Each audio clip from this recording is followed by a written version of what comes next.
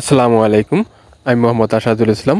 Agriculture ফার্মের পক্ষ থেকে আপনাদের সবাইকে আন্তরিক শুভেচ্ছা ও অভিনন্দন। আশা করি সবাই ভালো আছেন। এই যে আমার কবুতরগুলো এখন আদার দিব, আপনারা দেখতে পাচ্ছেন। আমি এদের এখন খাইতে দেব। দেখেন খাবার দিয়ে দিলাম।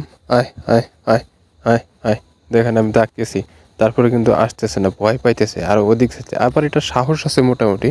দেখেন আরেকটা চলে আসছে কিন্তু আদার খাইতে। দেখেন তারপরেও আবার দেখেন আমাকে দেখে কিন্তু পিছাইতেছে, ভাবতেছে যে এই লোকটা আবার কে, হঠাৎ করে নতুন চলে আসছে, কারণ অনেকদিন থেকে দেখে না তো আমাকে।